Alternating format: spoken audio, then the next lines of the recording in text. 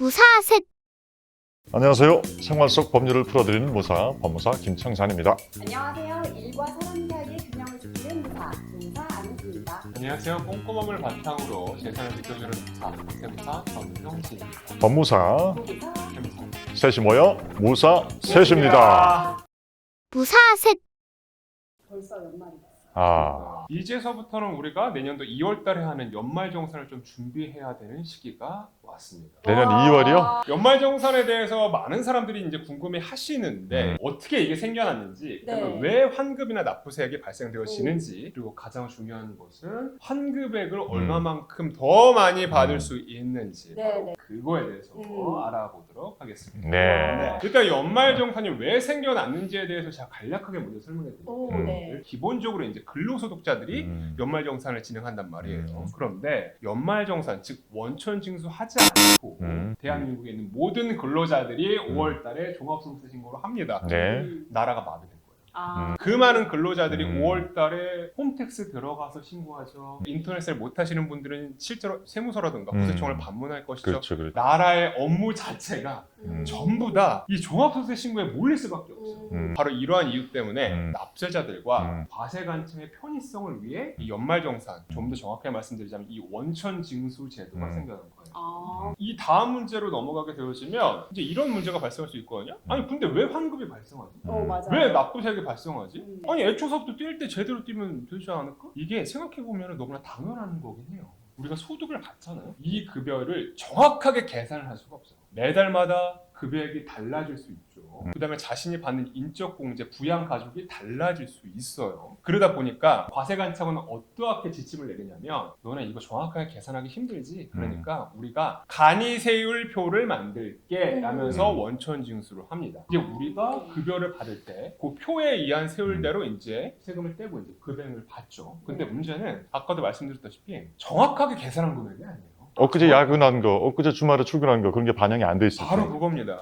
근데 그러면 간이세표라는 거 자체가 간이의 개념인 그렇죠. 거네요. 그거 이제 알았어요. 정확하게 만들어진 표가 아니기 때문에 일단 떼고 나서 다시 한번 정산을 해보는 거죠. 그게 언제? 내년도 2월달. 그래서 우리가 연말정산할 때 환급액이 발생하시거나 아니면 납부세액이 발생할 수가 있는 거예요. 더 내야 되는 경우는 근로소득이 높으면 높을수록 납부할 가능성이 조금 있으시죠. 직전 연도를 기준으로 일단은 하는 거죠. 바로. 오케이. 근데 이 연말정산 환급액에 대해서 굉장히 이제 많은 사람들이 기대를 하고 13번째 월급. 그렇지. 네. 제가 그냥 좀 말씀드리고 싶은 게, 일단 환급이 발생하는 건 자기가 납부한 세금의 한도로 환급이 나오는 겁니다. 그냥 환급이 나오는 건 아니에요. 그렇죠. 그래서 제가 한번 표를 한번 만들어 봤어요. 월급이 200만 원이면 연말정산에 대한 환급세액이 최대 얼마까지 나오나? 얼마 안 나옵니다. 25만 7천 원 정도.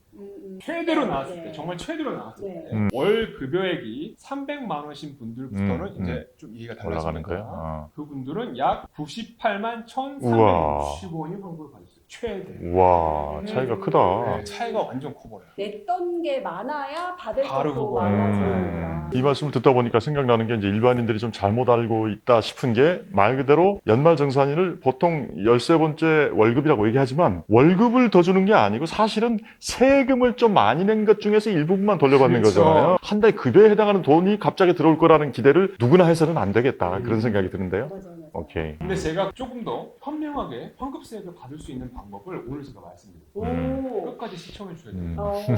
네. 연말정산 대상자는 누구냐? 근로소득을 받는 사람들인데 한 사업체에서 12월 31일 날까지 근무한 사람, 요 사람들이 이제 근로소득에 대한 연말정산을 진행받습니다. 중도 퇴사자들은 해당이 안 된다. 바로 그겁니다. 이게 예외사항, 즉 일반적인 사항이 아닌 경우가 4가지가 있는데, 첫 번째가 뭐냐면은 지금 안무사님께서 말씀하신 것처럼 중도에 이제 퇴사하신 분들이 있으시죠. 네. 쉬운 예시를 위해 노무사님을 예시를 들죠. 대기업에서 이제 생활하시는 노무사님이 1월서부터 6월 달까지 한번 다녔다고 가정을 한번 해볼게요. 6월 달에 퇴사를 하셨습니다. 네. 이분들은 연말정산 해야 되느냐? 할 수 없습니다. 퇴사 시점에 중도 퇴사자에 대한 정산을 해요. 연말정산 대신에 퇴사자에 대한 정산을 이미 진행한 겁니다.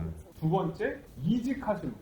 노무사님이 이제 상반기 때 A라는 사업장을 다니셨고 하반기 때 B라는 사업장에 다니셨어요. 그렇게 되어지면 연말정산은 어떻게 되냐면 A의 사업장에 대한 소득과 B 사업장 소득 합쳐서 연말정산을 진행하셔요. A 사업장에서는 이미 중도 이제 퇴사 정산을 했는데도 불구하고 이걸 합쳐서 연말정산을 진행하셔야 돼요. A 사업체에서 근로소득 원천징수 영수증이라는 자료를 받아야 됩니다.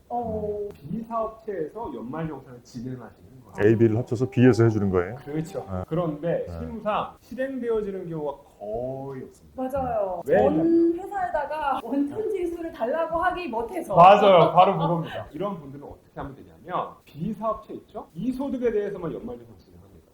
5월 달에 종합소득 신고 때 A 소득과 B 소득을 합쳐서 신고하시면 돼요. 그런데 제가 기쁜 소식을 하나 알려드리자면 신고하실 필요가 없어요. 요즘 국세청에서 알아서 고지서 줍니다. 환급세액이 발생할 수 있고 납부세액이 또 발생하실 수가 있습니다. 근데 제가 한 가지 또 말씀드리자면 이 이직하시는 분들 있죠? 대부분 환급세액이 없거나 납부세액이 나오실 거예요. 왜냐하면 정산을 받아버렸으니까. 바로 그겁니다. 정산을 이미 받았어요. 세 번째, 근로를 하신 후에 사업을 영위하시는 거예요. 이제 노무사님이 상반기 때 다니셨어요.